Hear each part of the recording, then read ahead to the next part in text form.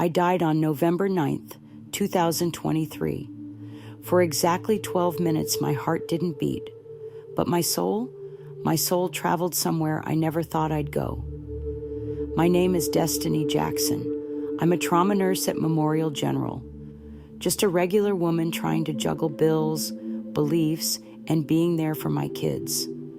But what happened that night changed everything I thought I knew about life, death, and the spiritual wounds tearing our world apart. That Thursday started normal enough, night shift as usual. I grabbed my coffee, pulled on my scrubs, said my quick car prayer like always. I was already tired before my shift even started. I stopped at Quickie Mart for some gum and a Gatorade. The cashier, this young white guy I'd seen 100 times but never really talked to, actually looked at me that night. "Stay safe out there, Miss Destiny," he said. 10 minutes later, I was dead. I was pulling into the hospital parking garage when it happened. A gas line at the construction site next door exploded. There was this blinding orange flash. The ground shook, and then a steel beam came crashing through my windshield. I didn't feel pain. That's the weird thing. 1 second I'm gripping my steering wheel, and the next I'm floating above my own body, watching my friends, people I'd worked with for years, desperately trying to save me. Angela was there, kneeling beside me. This white woman who once nervously told me she didn't know how to talk about race was now praying louder than anyone else. "God, if she knows you, bring her back. If she doesn't, please meet her where she is." And just like that, I felt myself being pulled, not up or down, but inward, into something holy, endless, alive with light that had no source, music that had no instruments. That's where I saw him. Jesus didn't look like the paintings. At first, he appeared to me as a black man with deep brown skin, textured hair, eyes that seemed to hold the weight of all history and all hope at once. But then he shifted, his features changing, his appearance transforming. Still him, still love, still power, just different. "Why do you keep changing?" I asked, my soul trembling. "Because every soul sees me in the language of their spirit," he said gently. "I become familiar, so no one is afraid." He didn't take me to pearly gates or streets of gold. Instead, we walked through what felt like a spiritual halfway point, a place between worlds. And that's when he showed me what I never could have understood before. I saw prayers, actual waves of light streaming through space. I saw souls still carrying their earthly hurts long after their bodies were gone. But what broke me were the wounds, not physical ones, but spiritual injuries caused by division, racism, history, and silence. Jesus pointed to them. "These aren't just political issues," he said. "These are spiritual injuries, and the enemy's greatest weapon is division." Then he brought me closer to what he called the baptism of empathy.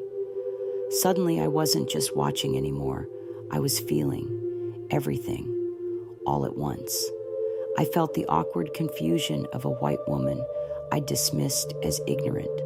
I felt the shame of white Christians who stayed silent because they were scared of saying the wrong thing. I felt the ancestral grief still running through my DNA.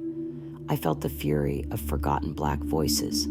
I felt the bone-deep exhaustion of mothers trying to raise children in a broken world. Every pain became mine. Every tear found its home in my soul. I broke down sobbing, and Jesus just stood with me. "This is humanity's emotional DNA," he said. "Your willingness to feel it is the first step to healing it." Then he showed me something that chilled me to my core, a chain, not made of metal, but of memory. Each link pulsed with power, crafted from fear, pride, guilt, assumption, silence, and resentment. Each link had a name. I didn't mean it. It's not my fault. You people are always angry. They'll never understand. I'm tired of explaining. I just don't talk about it. And this chain wasn't wrapped around just one group. It was around everyone, tightening, bruising, dividing. This isn't just racism, Jesus said. It's a spiritual contract passed from soul to soul, sealed by fear, sustained by silence. He looked at me with tears in his eyes, not angry tears, but tears full of fierce, weeping hope. You are not the whole solution, he told me, but you are a key. Jesus placed his hand over my heart, and suddenly I saw churches, thousands of them, black churches, white churches, mixed churches, but in so many of them, something crucial was missing. Heaven's presence wasn't totally gone, but it was grieving. Sunday morning, Jesus whispered, is still the most segregated hour in America. And then he cried, not with rage or judgment, but with a sorrow so deep it rewired something in me forever. They use my name, but not my nature. They preach love, but build fences. They call themselves one body, yet refuse to hold hands. But then he showed me the hidden ones, stories I'd never heard, stories that never make the news. A white farmer in Mississippi who risked everything to protect his black neighbor. A young biracial girl who prayed every night for her two families to forgive each other. An elderly white woman in Ohio who secretly fasted and prayed daily for racial healing, not for attention, but out of love. These are my saints, Jesus said. They aren't loud, but they're building bridges. Then I saw something amazing, a sanctuary floating in the spiritual realm. But it wasn't made of brick or wood. It was built from forgiveness offered when it wasn't deserved. From conversations that started with shaky honesty, from hugs between people who once hated each other, from meals shared across dividing lines, from quiet prayers in hospital rooms for patients of different skin colors. This structure was alive, growing, beautiful.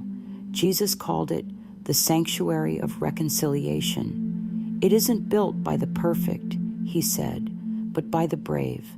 Every act of humility is a brick. Every honest conversation is mortar. Every I'm sorry and I forgive you adds to its glory. I looked at him, ashamed. Lord, I've been so angry. I've made assumptions. I've shut people out. I've judged others, even while begging not to be judged myself. He touched my face like a father would touch a child's. You're not condemned. You were hurting. Now you're healing. Then he showed me white people, but not as enemies. He showed me what I hadn't wanted to see. White men and women carrying the weight of generational guilt, afraid to speak for fear of offending, terrified of getting it wrong and causing more pain, choosing silence instead of risking a mistake, wanting to help but uncertain if their help would even be welcome. Fear is the enemy, Jesus said, not them.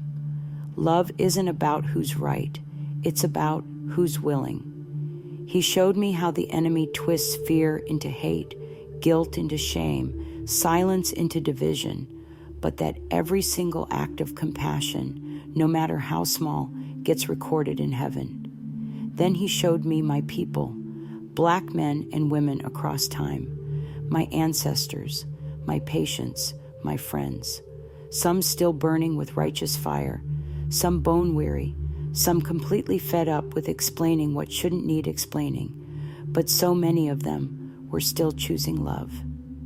You are a well of strength, Jesus told me, his voice washing over me like warm rain. But strength without healing becomes a burden.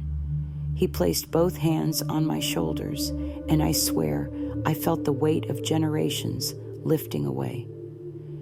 You weren't made to carry all this alone. You aren't the wound, Destiny. You're the witness, and now the warrior. Then he said words that shattered me completely. His voice dropped to a whisper that somehow filled the universe.